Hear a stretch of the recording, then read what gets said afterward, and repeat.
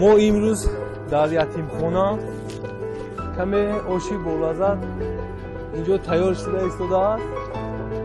خیلی چقدر آش قریب آمده. این آوازی آش برادرها دم پرتافتیم. یک 20 minut پس انشالله تقسیم میکنیم.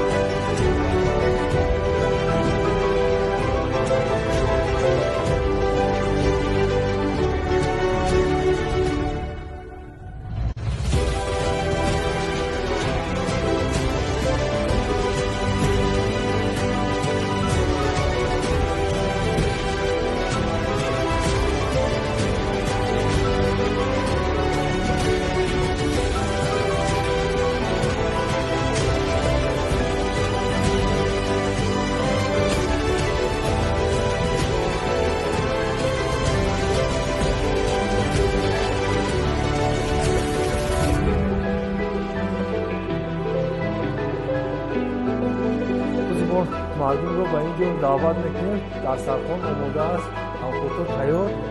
مردم رو به عقلی دعوت میکنیم. سورو بچه ها گوزن دوریم.